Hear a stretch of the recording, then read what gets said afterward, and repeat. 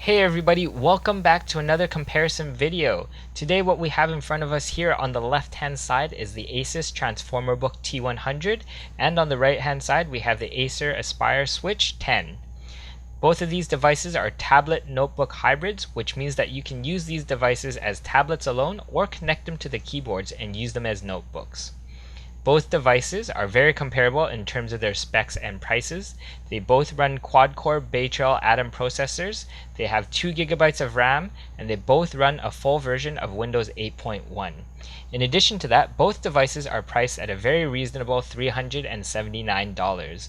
Stay tuned. In this video, I'll compare the build quality, the screens, the keyboards, and the speakers to help you decide which device is best for you. Alright everybody, let's have a look at the exterior of the Acer Switch. On the front of the device, we have the 2 stereo speakers facing forward here. We have a 2 megapixel camera front facing on the front here. On the left hand side, we have the Windows button, volume rocker, power button, and a 3.5mm headphone jack. On the top here, we have nothing. And on the left hand side we have the microphone, micro SD card, a USB port for connecting to other devices, HDMI out, and the AC charging port. So the difference between the Acer and the Asus is this charging port here. The Asus uses the micro USB as a charging port, whereas the Acer uses this AC adapter, which you're used to seeing in older laptops here, so it just plugs straight in. The Acer cannot charge through the micro USB port. Also, the Acer is slightly larger than the Asus on the front here, mainly due to these speakers being on the bottom here, and the Asus having the speakers on the back. So if I put them side by side here together, you can see that the Acer is slightly taller than the Asus. Let's have a look at the exterior of the Asus tablet here. On the front of the tablet we have the front-facing camera. On the left hand side we have the micro SD card slot, we have the micro USB charger, HDMI out, and a 3.5mm headphone jack. On the top of the tablet we have the microphone. We also have the power button here, the on-off button. On the left hand side we have the volume rocker up and down, as well as the Windows button. On the bottom of the device we have the connections to the keyboard dock, and on the back here we have the stereo speakers. Alright, let's look at the screen resolution of each of these tablets. On the left hand side here, let's look at the Asus tablet first. So the Asus tablet screen resolution is 1368 by 768, which is slightly higher here than what we have on the Acer tablet. The Acer tablet is 1280 by 800. However, when you're actually using the devices, you're actually scrolling around, browsing the web, you actually don't see a real difference, or you don't miss that difference in terms of screen resolution. However, what you will notice a difference of is actually the tone of the screen here. So it's not going to show up the same when we're looking at the screens on camera versus what we're looking at in person here. But what we actually find with the Acer screen is that the Acer screen actually has a more cool sort of cast to the screen. And what does that mean? So by cool, I actually mean that when you're looking at a white background here, it actually shows up as a little more blue than what you would see here on the Asus tablet. The Asus tablet is actually a little bit more white, or a little bit more warm. And so what does that translate to? When you're actually browsing the internet, or you're browsing documents, you're reading things, your eyes are going to be less fatigued when you're looking at a warmer screen than when you're looking at the cooler screen of the Asus tablet, of the Acer tablet over here. So that translates into you being able to, work on Word documents, or read a book longer, web browse a little bit longer on the Asus tablet versus the Acer tablet over here. Now let's have a look at the build quality of the screen portion of these tablets. Let's look at the Asus first. So when we pick up the Asus here, the whole screen is actually the whole screen is actually all plastic. So even this Asus logo at the back here, it looks like a nice sort of metallic material. It's actually all plastic. This dent here, as you can see, there was a little bit of a little rock that hit this and it actually dented the plastic. So this is all plastic. What does help though is that this plastic actually makes the tablet portion quite easy to handle and quite light in your hands.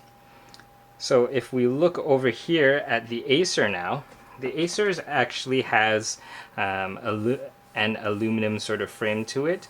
All this gray area that you're seeing around the screen, around the back here, has an aluminum sort of touch to it. Now, this area here feels a little bit more like a light aluminum. It feels kind of plasticky in terms of the buttons here. They're a little bit plasticky. But what that does is actually it doesn't make the tablet portion that much heavier. Actually, they feel about the same. In fact, the Acer is a little bit easier to handle just because of these sort of more defined edges. The Asus has curvier edges, which makes it a little bit, when you're holding it, it feels a little flimsy in your hand. The sharper edges of the Acer here really kind of dig into your hand, and you feel like you're not going to drop the tablet at all. So what we're going to do right now is we're going to test out the speakers of the Asus T100 versus the Acer Switch here. You're going to notice a difference in the volume right away because the Acer speakers are facing towards you, whereas the Asus speakers are on the back of the tablet here. Let's start off with the Asus tablet. Keep in mind that both tablets are set at full volume.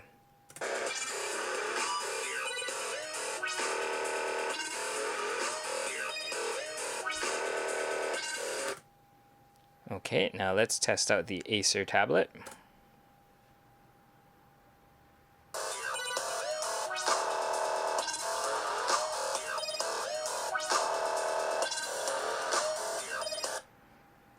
Okay, so what I noticed right away is definitely the Acer tablet does sound louder. Again, that is because the speakers are facing towards you. But however, I do notice that the Acer speakers are a little bit more tinny, whereas the Asus speakers, they have more mids and more bass. So basically when you're listening to music or when you're watching a movie, you're going to hear a lot more mids and lows. And with the Acer here, it's going to sound louder, but it's going to sound a little bit more tinny. All right, well, we can't look at these tablet notebook hybrids without actually looking at the keyboard itself. These are a huge important piece to the overall device. So let's look at the Asus keyboard first. The Asus keyboard, as you can see, is actually smaller than the Acer keyboard. The Asus keyboard also has more of an aluminum sort of framing around here. It feels aluminum. There's a metal sort of hinge here. This is the metal hinge in which the tablet piece goes into. The bottom of the keyboard is this nice soft touch felt finish to the plastic. What I like here, and what you'll notice about the Asus keyboard here, is that there's actually 4 rubber feet which prevent the keyboard from sliding when you're using it as a notebook. On the Acer here, you'll actually see that there's only 2 rubber feet and a soft touch rubber bar that goes across the bottom here. It actually makes this Acer keyboard, it actually slides a little bit more when you're using it in laptop mode. Okay, now let's talk a little bit about the handling of the keyboards here and when you're pressing the keys of the keyboard. So when you're looking at the Asus keyboard here, there is a little bit more bounce to it. So when you're actually typing, there's a little bit more of there's more of a hollow sort of sound to the keyboard. When you're looking at the Acer keyboard, there's less bounce to the keys, so it is more firm when you're typing on the keyboard here. Now, this is totally up to personal preference, but I actually like the feedback that I receive on the Asus keyboard. I really know that I'm actually typing something and the keys are going through, whereas I feel like with the Acer here, I have to press a little bit harder for my keystrokes to actually register with the tablet. In addition to that, the touchpad here is also very important. I noticed that the touchpad with the Asus is actually a lot easier to press and confirm the clicks than it is with the Acer here. With the Acer, if you can hear that, it sounds like when I press the corner here, the whole touchpad actually moves. And I don't like that because I'm actually unable to identify sometimes when I'm pressing it whether I'm pressing a left click or a right click. Whereas with the Asus here, I just press it and it's a very definite left and right click, which makes navigating and doing any of my word tasks a lot more efficient and a lot faster. The strong point about the Acer keyboard here is that this is actually a magnetic strip. So these are metal hinges here that connect directly into the Acer tablet, and all you have to do is line it up and it will connect on its own. There you go. You have the Acer tablet mode connected to the keyboard here, and it's a very simple sort of connection.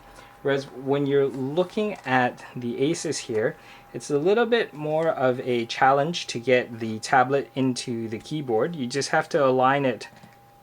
Because there's no magnetic strip here, you actually have to make sure that you align it and hear 2 clicks to ensure that the tablet is actually indeed connected to the keyboard.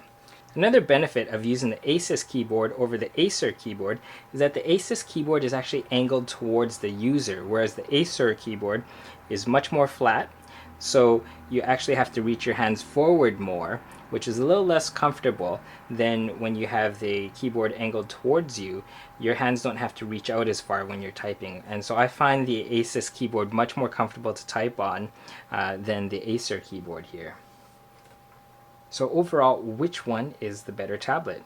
On the one hand, I really love the magnetic connection of the Acer tablet, but on the other hand, I love the feel of the Asus tablet when it's connected to the keyboard. It just feels like a very solid and very sturdy device, whereas with the Acer here, because of the smooth sort of aluminum and the smooth plastic that's used on the keyboard, I feel like it's very slippery in my hand, which doesn't feel very safe when I'm carrying it around.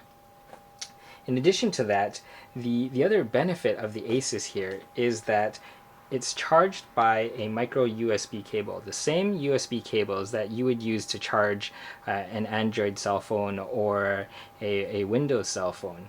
Whereas the Acer here cannot be charged through the micro USB without an actual adapter. You actually have to use the standard AC adapter or the proprietary AC adapter that comes with the Acer tablet, which is kind of a bummer because if I'm using this device as my carry-around device, I'm taking it around campus, I'm taking it with me everywhere, I want to be able to charge it as conveniently as possible. And with the Asus here, I gotta say, the Asus wins because I can just bring a portable power pack, plug it straight into the Asus when it's low on battery, and have this thing charge while I use it. If I don't have my charger with the Acer here, I'm out of luck and I won't have a tablet. So in the end here, the preference for your tablet really comes down to what's most important to you. The convenience of being able to easily connect the tablet to the keyboard here, or being able to charge all your devices just using this micro USB cable. I find that the build quality, they're very similar. They're both priced around the same price point. So at this point in time, it really comes down to the build quality and which one you can get on a better price. If you can get the Asus on a better price, I'd say go for the Asus. If you can get the Acer, go for the Acer. They're both great devices, and I think that you won't be disappointed with either one of these. Well everyone, that's my comparison of the Acer Aspire Switch 10 and the Asus Transformer Book T100. If you like this video, hit the like button below and don't forget to subscribe to my channel. Leave your questions, comments, and requests in the comments section below. I'd love to hear more from you guys. Thanks for watching, and we'll see you on the next video.